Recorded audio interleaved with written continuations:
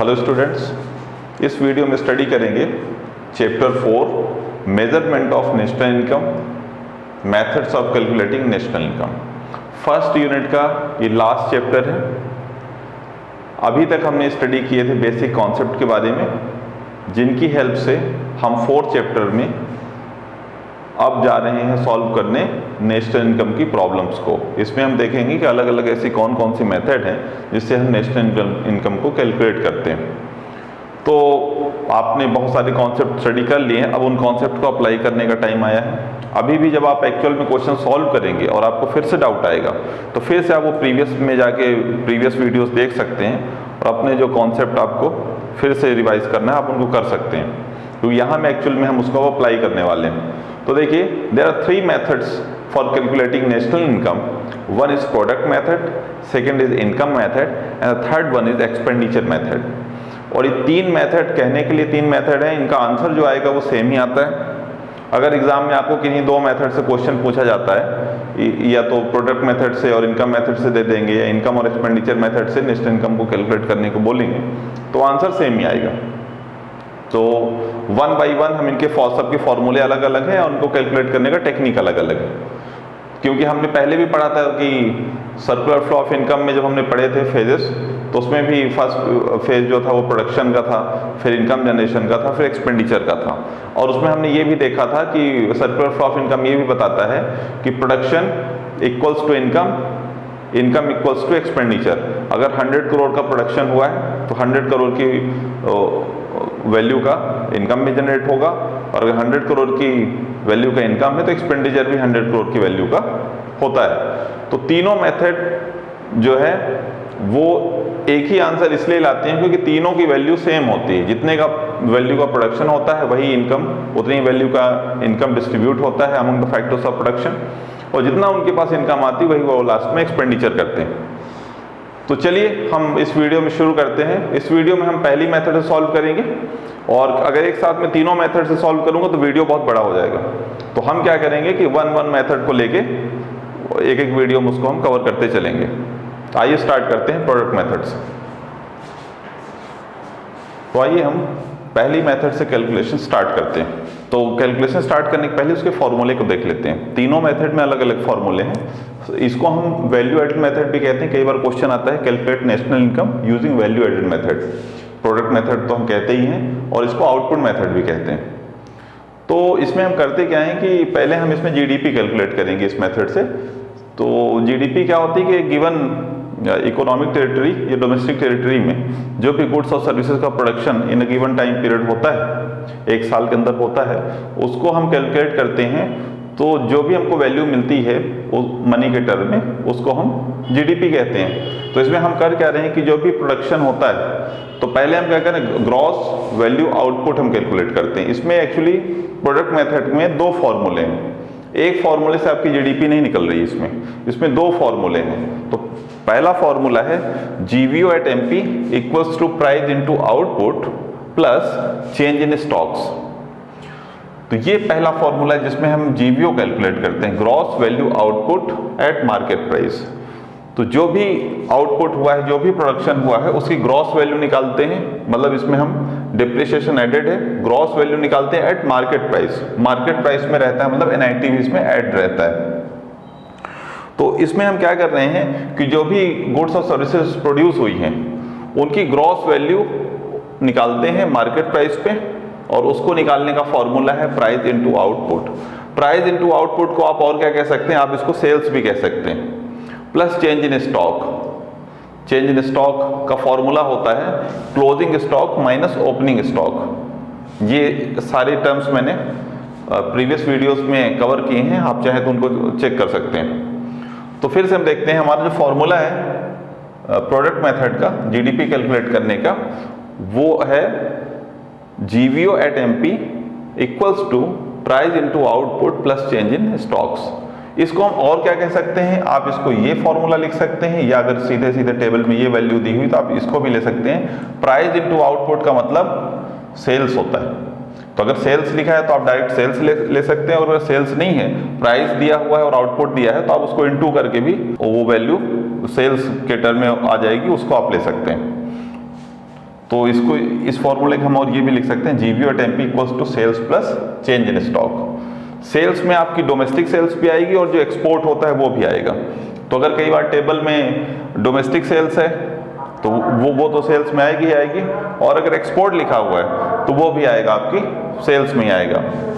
तो आप इसको लिख सकते हैं डोमेस्टिक सेल्स प्लस एक्सपोर्ट, वो आपकी सेल्स में आएगा, और अगर प्राइस इनटू आउटपुट करेंगे तो भी सेल्स में आएगी, दोनों एक ही बात।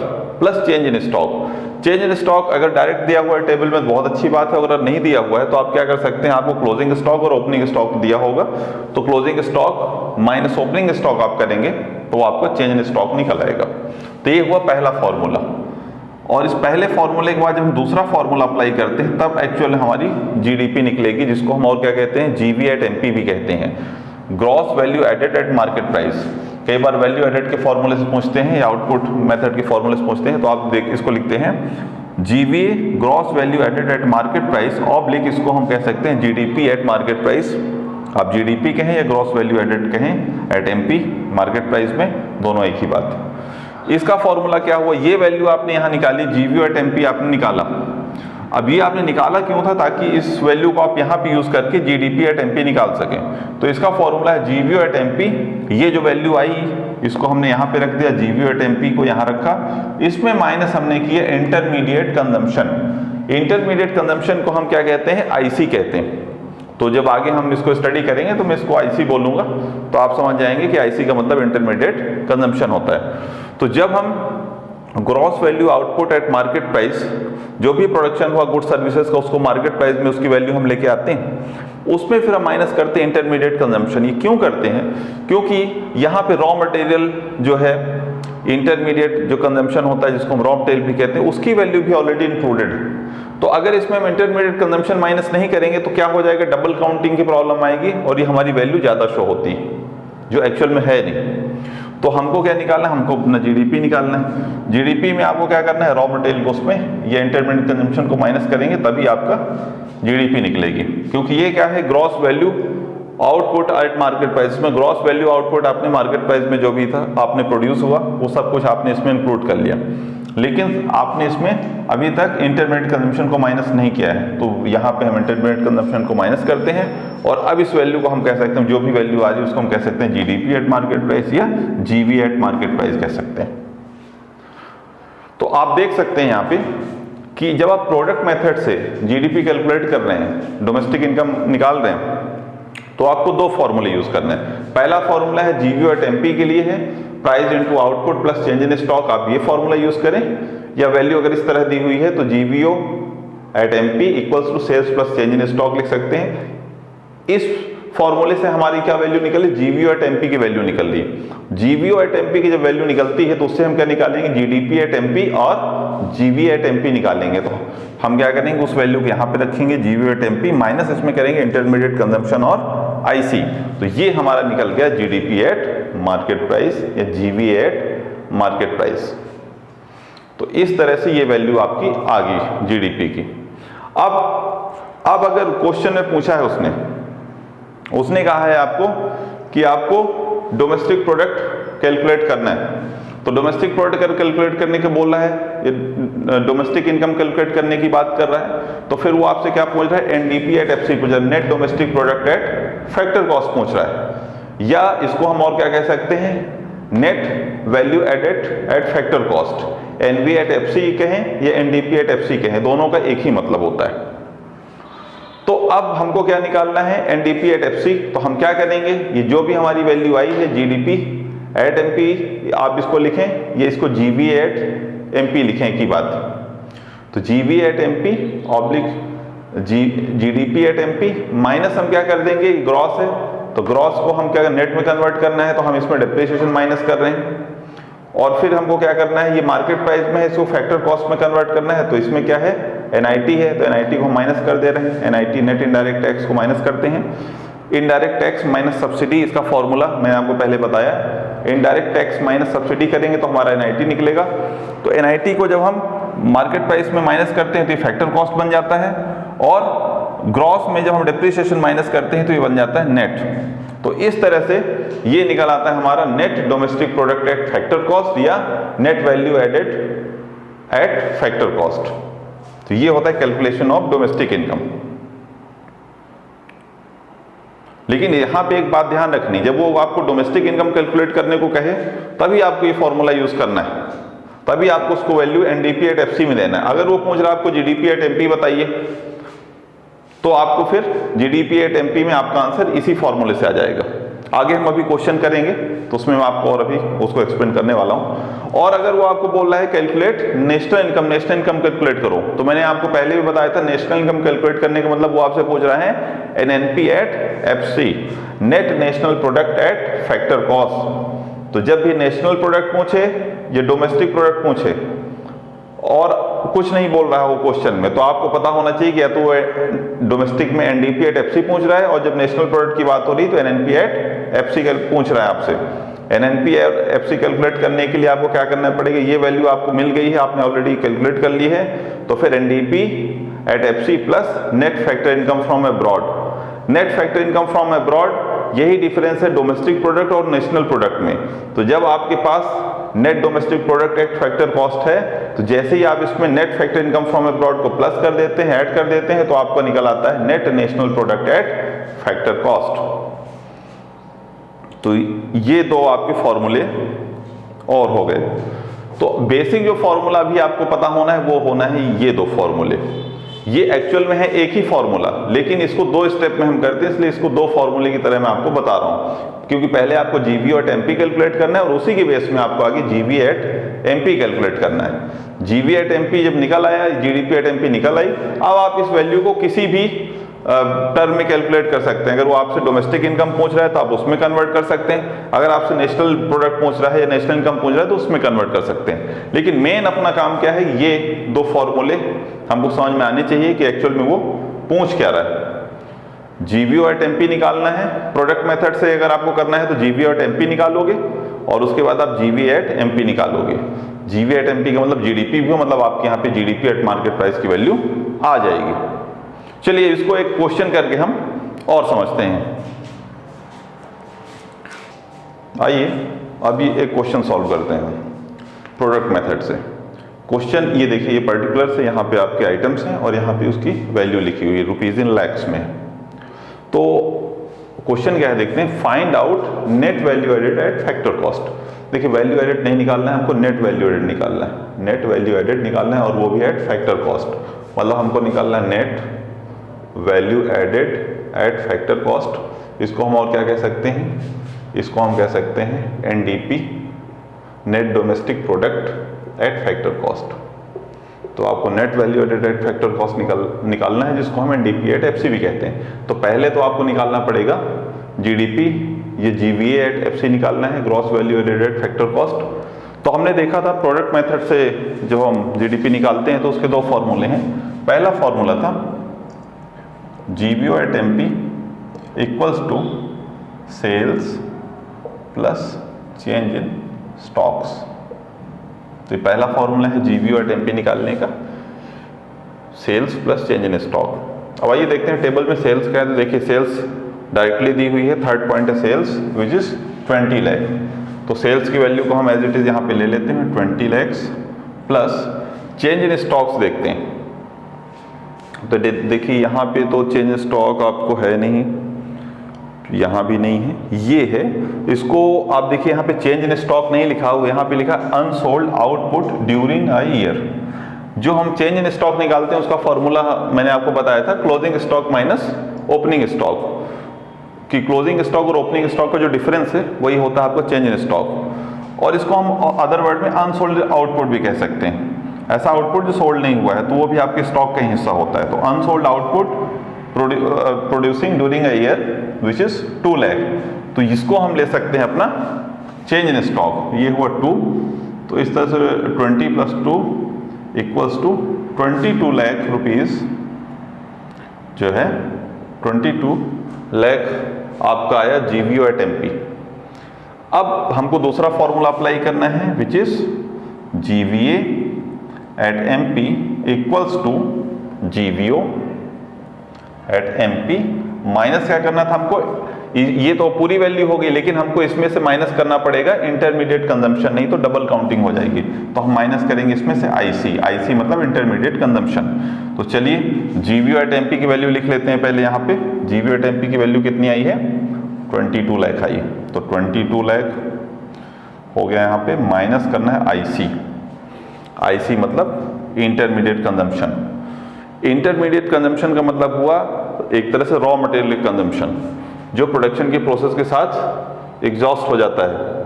तो आप देखिए इंटरमीडिएट कंजम्पशन में आएगा single use producer goods. Single use producer goods ऐसे गुड्स हैं जो एक ही बार यूज हो रहे हैं, एक ही बार यूज हो रहे हैं, इसलिए इसको सिंगल यूज प्रोड्यूसर गुड्स कह रहे हैं। तो यही हमारा इंटरमीडिएट कंजम्पशन कहलाएगा, विच इज 5 लाख। तो हम माइनस कर रहे हैं यहाँ 5 लाख, तो हमारी वैल्यू आ जा रही 17 लाख। 17 लाख हमारा क्या हुआ, जीवी एट एमपी हुआ।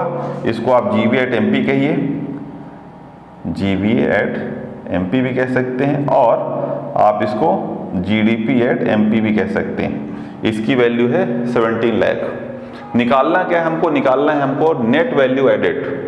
हमको नेट वैल्यू निकालनी है, वो भी फैक्टर कॉस्ट में।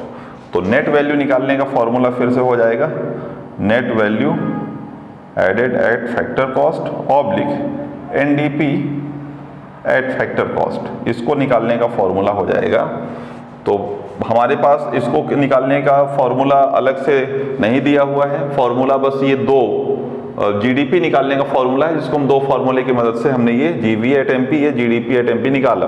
अब हमको कन्वर्जन करना है। तो कन्वर्जन करने के लिए हम क्या करेंगे कि हमारे पास हमको निकालना है एनवीए। ये वैल्यू क्या है हमारे पास, ये दी हुई है जीवीए। तो इसको मैं जीवीए में, अगर आपको कन्फ्यूजन हो तो आप जीडीपी भी यहाँ पे लिख सकते हैं। ये हमने लिख दिया जीडीपी एट एमपी। निकालना क्या है, एनडीपी एट एफसी। तो हम क्या करेंगे, ग्रॉस को नेट में कन्वर्ट करने के लिए क्या करेंगे, माइनस डेप्रिसिएशन। डेप्रिसिएशन आपको माइनस करना है, और ये तो ग्रॉस से नेट में कन्वर्ट हो गया, डोमेस्टिक प्रोडक्ट है। फैक्टर कॉस्ट को हमको, मार्केट प्राइस को फैक्टर कॉस्ट में बदलना है। तो फिर से हम इसमें माइनस कर देंगे NIT, नेट इनडायरेक्ट टैक्स। तो जैसे ही हम इसमें डेप्रिसिएशन और NIT माइनस करेंगे, तो ये हमारा जो जीडीपी एट एमपी दिया हुआ है, ये जो वैल्यू दी हुई जीडीपी एट एमपी, ये कन्वर्ट हो जाएगी किसमें, एनडीपी एट एफसी या एनवी एट एफसी में। देखते हैं कैसे। जीडीपी एट एमपी हमारा कितना है, 17 लाख है, माइनस डेप्रिसिएशन। अब देखिए डेप्रिसिएशन टेबल में कहाँ है, हो सकता है वो डायरेक्ट उस नाम से नहीं हो जिस नाम से हम यहाँ पे फॉर्मूले में हमने वैल्यू, फॉर्मूले में नाम लिखा है। तो हमको उसको थोड़ा सा समझना पड़ेगा। डेप्रिसिएशन का मतलब क्या होता है कि कैपिटल गुड्स जो एक से ज़्यादा बार यूज़ हो रही हैं, लॉन्ग टर्म के लिए यूज़ हो रही हैं, और वो बार बार यूज़ होती हैं, इसलिए उसमें क्या लगता है, डेप्रिसिएशन लगता है। तो देखिए इसमें आएगा durable use producer goods with life span of 10 years, जिसकी वैल्यू है 10 लाख। तो डेप्रिसिएशन निकालने के लिए एक सिंपल सी फॉर्मूला आप यूज कर सकते हैं, depreciation equals to cost of durable use producer goods. तो देखिए ड्यूरेबल जो प्रोड्यूसर गुड्स है उसका कॉस्ट कितना है, 10। तो उसका हम यहाँ पे निकाल रहे हैं 10 लाख उसका कॉस्ट है, upon life span, life span year, life span कितना है, 10 साल, 10 ईयर्स है। तो इसकी वैल्यू को जो आप डिवाइड करते हैं तो आपको मिलता है पर ईयर डिप्रिसिएशन कितना लग रहा है, 1 लाख का। तो यहाँ पे माइनस करेंगे 1, वैल्यू सब लैक्स में है, अंडरस्टूड है यहाँ पे, और माइनस NIT। NIT क्या होता है, indirect, net indirect tax. Net indirect tax निकालने का फॉर्मूला क्या था, इनडायरेक्ट टैक्स माइनस सब्सिडी। ये दिया हुआ है टैक्स, टैक्स ऑन प्रोडक्शन। कितना टैक्स है प्रोडक्शन में, 1 लाख। इतना 1 लाख का टैक्स लग रहा है, सब्सिडी कुछ नहीं मिल रही है। अगर सब्सिडी मिलती तो माइनस करते उसको जीरो, मतलब सब्सिडी मिलती तो माइनस करते, यहाँ सब्सिडी नहीं है, इसलिए हमारा इनडायरेक्ट टैक्स क्या निकलेगा, NIT निकालने के यहाँ फॉर्मूला में लिख देता हूँ, NIT equals to indirect tax minus subsidy. तो देखिए यहाँ पे क्या है, इनडायरेक्ट टैक्स कितना है, 1 है, सब्सिडी है 0, इसलिए वैल्यू आ जाएगी 1।